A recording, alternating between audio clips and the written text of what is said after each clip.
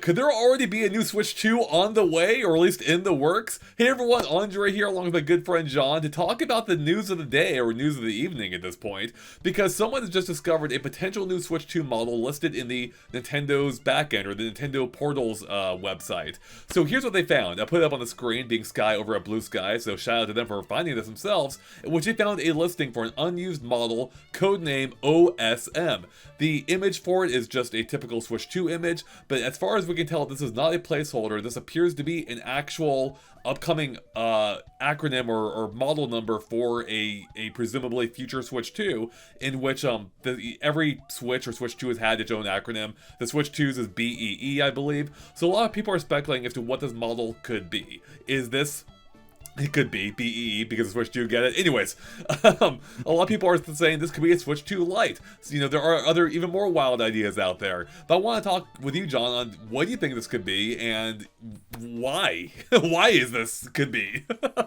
All right, so like it's no big deal that we all know that Nintendo works on the next like model like almost immediately when the console comes out. So Right. it's not a shocker that this is showing up, and the name is curious. It does, like, OSM, what the heck does that stand for? It could be OLED screen model, Maybe. you know? Because I know a lot of people have been talking about that, and if it's the same image of the Switch, that makes sense. That Because does make then sense. You're right. because it'll look the exact same, it's just it'll have an OLED screen, which I know a lot of people really want. Like the people are like, oh, I really want that OLED, and it would be a way of making a different model without having to do much. So that's one of my first thoughts that came to my head. What are you, Andre? Anything speculating in your brain of yours? Yeah, so I'm inclined to think that one is too soon for an OLED model. That feels like that would just kind of confuse things. I mean, granted, we don't know what kind of timeline this is on, assuming this is in fact a real product, which everything is pointing it to being, but you never know. I think it's too soon for OLED. That was just kind of like previously they used the OLED to kind of like juice sales in the latter half of the Switch's lifespan, right? And also promote people to upgrade to it. Right now, I think it would be a bit of a PR nightmare to release an OLED model this early. I think the most likely option, which other people have also said too, is that it's something that's aiming to be cheaper. And one of those ideas, of course, is a Switch 2 Lite. Now, the first Lite came out about 2 years after the original Switch, so this will be a little bit earlier, but we're also in kind of like unprecedented times when it comes to hardware cost and the component cost for Nintendo. And I do wonder if they're just trying to get this down as cheap as they possibly can. And even though they have to retain a lot of the same components, of course, they can drop the things that, you know, they can drop the dock, any USB or any internals you need for the dock. You can drop the Joy-Cons as all a conjoined unit. And this might be a really smart way of getting the price, if not lower, it's still affordable to the point, or at least for Nintendo to the point that they can make a profit margin off what could be increasing, component costs. So I think that's what they're going with this. I think we might be seeing a Switch 2 Lite far sooner than we did with the original Switch, especially with how things are going in the marketplace.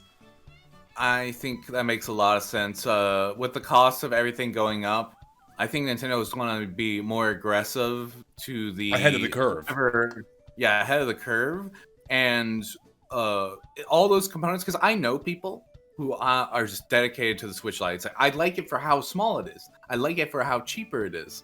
So that makes a lot of sense that Nintendo will want that. And I'm curious on what they're willing to sacrifice to make it that much cheaper, and like what could they possibly do to improve upon the original Lite concept? Like everybody would want it to be dockable, but honestly, I don't see that happening even with the new one, just due to size factor. But what other things could they improve upon? Screen size. I could see that having a massive improvement over the original Lite. Like they could make it where that bevel's as big as like it is on the regular Switch 2, but for whatever screen size it'll be. So it'll be smaller, but the bevel will be larger, and you'll get a lot more screen, and it'll be 1080p, which is still great. Or they could go 720p and try to be cheaper there too. There's a lot we can do with this idea, and it makes a lot of sense because Nintendo does care. I know it may shock some people, but Nintendo does care about the consumers being able to afford things. They do care about that. That's an interesting idea. Could they, because the original Switch Lite, it was still using the same base resolution as the normal Switch handheld, I believe, just as a as a smaller form factor, right? With the screen is actually smaller, right? As well, I believe, yeah.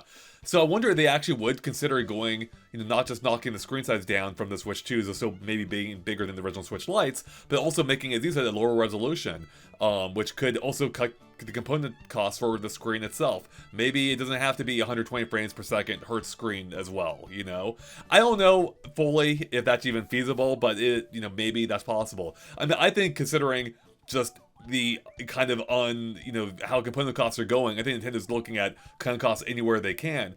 Also, consumer-wise, $450-$500 is a lot to ask for, like, especially younger gamers who, may not know how to fully take care of their systems, especially if you want to get one for each of your kids, and you're not going to do that with a Switch 2, unless you're, a really well-off and rich family. You're not going to get each of your kids a Switch 2 right now. But Switch 2 Lite coming at, I don't know, $350, maybe $400, I don't know. I mean, they raise the cost of the Switch 2 up over what it is now, then, maybe the Switch 2 Lite will come in even more expensive than we think. I don't know, but it does give them more leeway. That's a key thing here. It gives Nintendo more leeway to absorb cost elsewhere that could be coming down the line. But there's another possible consideration here, John. Another way they can knock prices way down, I think. Even cheaper than the Switch 2 Lite. Do you know what that is? Oh, yeah. Going hardware only, console only, baby. Like, as if there's no screen, no portable mode. It is a cube. We're talking a Switch 2 cube or whatever form factor it is. It's just a small little box because it'd be pretty tiny, I assume, without needing everything else. And, be much more narrower. And that's it. It didn't come with Joy-Cons either. It would probably, presumably, come with a Switch 2 Pro controller or maybe even a cheaper alternative if Nintendo wanted to go that route. But that's what I'm thinking. I think that's actually possible, a possibility. I used to think this was kind of like an absurdity. I'm like, that goes entirely against the Switch, against the idea of the Switch with the original system. They never released a variant of that for this. But I think, now might be the time. I think there are people like me who don't play the Switch 2 in handheld mode. I almost never do it. It's kind of a waste for me in that sense. And I think that could be a good way of, like, introducing another SKU, while also still having some advantages, too. Like, if I had a little cube Switch, you can still take that with you everywhere, It's still really tiny. Yeah, you just can't put it on a plane, but who cares, Like, you can still take it with you to a friend's house, or with you on vacation, use a hotel's TV. Like, that still has an appeal to it. And yeah. I do wonder if they would consider something like that, because that would be a great way of knocking down some component costs. Unfortunately, not RAM costs, but still component costs are all the same. Yeah, move over, Gabe Cube. It's time for the Switch at home model. Switch to home. Steam Machine was dead before they've had a chance. Yeah, I mean, I like the idea because right now, console is going to be rough. And if they could cut out all these, battery, separate controllers, and all those attachments and all that, like magnets and stuff, if they could just get this core system that still has the same power as, like, the Switch 2. Run off of super, like, how much wattage does the Switch take? Like, not even that much. It can't be that much, I imagine, yeah. Yeah, so that would be good for families who care about how much of the electricity spending is.